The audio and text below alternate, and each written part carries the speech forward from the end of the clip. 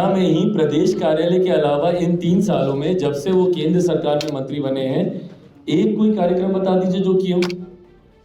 और क्या ये मुझे कहने की जरूरत है कि हमारे कार्यक्रमों की आप झड़ी निकाल के देख लीजिए। आज जब वो तेलंगाना में जाते हैं तो वो रामविलास पासवान जी के सुपुत्र चिराग पासवान के नाम का जिक्र करते हैं। करने को ये जिक्र वो ये भी कर सकते थे कि मंत्रिमंडल में हमारे सहयोगी पासवान के चाचा और केंद्रीय मंत्री हैं पशुपति पारस, और हाजीपुर में जो है वो जनसभा का आयोजन कर रहे हैं। चिराग पासवान से जब यह सवाल पूछा गया है तो उन्होंने कहा है कि 3 साल में मंत्री पद पर बैठे रहने के बाद भी कितना उन्होंने जनता के बीच जाकर जो है वो जनसंवाद किया है या जनसभा किया है।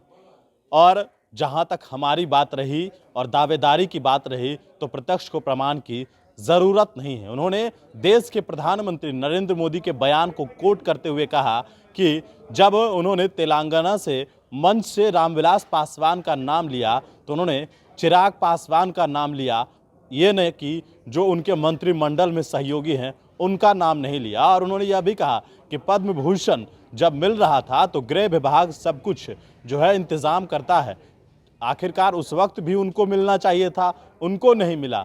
लेकिन जो वो 3 साल के बाद जनसभा को संबोधित करने जा रहे हैं तो ये दिखाता है कि किस मानसिकता के वे हैं। और जो बात करते हैं कि प्रत्यक्ष रूप से और प्रमाण की जो ज़रूरत नहीं है, तो ऐसे में चिराग पासवान रामविलास पासवान के उत्तराधिकारी तो है ही, और यह बात कई बार उन्होंने खुद इस बात को दोहराया है। लेकिन आज फिर से चिराग पासवान ने अपने चाचा को उनकी औकात दिखाई। सुनिए। एक सवाल है, परिवार का आपने जिक्र किया, आपके चाचा रैली निकालने वाले हैं हाजीपुर से, एक तरह से कह सकते हैं शक्ति प्रदर्शन, दावा भी हाजीपुर सीट को लेकर लगातार बरकरार है। क्या कुछ चुनौतियां होंगी या आप पीछे हटेंगे? क्या चुनौतियां होंगी? जो वो शक्ति प्रदर्शन 3 साल में पहली बार करने जा रहे हैं, मैं गलत बोल रहा हूं तो टोकिए मुझे। इससे पहले कौन सी रैली की है वो बिहार में? रैली छोड़ दीजिए, कौन सी सभा की है? पटना में ही प्रदेश कार्यालय के अलावा इन 3 सालों में जब से वो केंद्र सरकार में मंत्री बने हैं, एक कोई कार्यक्रम बता दीजिए जो किए हो। और क्या ये मुझे कहने की जरूरत है कि हमारे कार्यक्रमों की आप झड़ी निकाल के देख लीजिए। जो वो एक कार्यक्रम इतनी मेहनत से, इतनी तैयारी से, अपना विभाग छोड़कर पूरे अपनी मेहनत उस पर लगा दिए हैं, ऐसे कार्यक्रम तो हम लोग हर हफ्ते करते हैं। सतीश बाबू यहाँ पे बैठे, नालंदा में कितने कार्यक्रम मेरे मुख्यमंत्री के गृह जिले में हम लोग जाके कर लिए।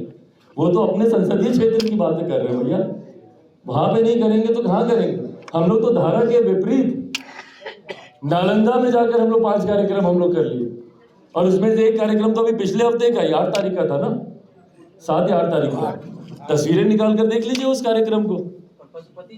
तो ऐसे में वो एक कार्यक्रम कर लेंगे तो कौन सी बड़ी बात है? दावा भी अधिकार क्षेत्र में आता है उनके। दावा भाई, दावा गठबंधन के अधिकार क्षेत्र में आता है, और हम इस बात को स्पष्ट कर चुके हैं कि हमने जो भी दावे किए हैं गठबंधन के भीतर हुई बातचीत के आधार पर ही किए हैं। और दावे उनके कई रहे हैं भैया, उत्तराधिकारी हम हैं तो हमें ही बनना चाहिए। इस बात को भी मुझे लगता है गठबंधन और गठबंधन के सबसे बड़े नेता आज जब वो तेलंगाना में जाते हैं तो वो रामविलास पासवान जी के सुपुत्र चिराग पासवान के नाम का जिक्र करते हैं। करने को ये जिक्र वो ये भी कर सकते थे कि मंत्रिमंडल में हमारे सहयोगी और उनके छोटे भाई, ये भी जिक्र वो कर सकते थे। जब पद्म भूषण महामहिम राष्ट्रपति जी से मेरे नेता को मरणोपरांत जब देश के सर्वोच्च सम्मान में से पद्म भूषण दिया गया, गृह विभाग ही इसको पूरा आयोजित करता। उस वक्त भी केंद्र सरकार में ये मंत्री थे, ये भी जा सकते थे उसको लेने। क्यों चिराग पासवान का नाम उस वक्त दिया गया?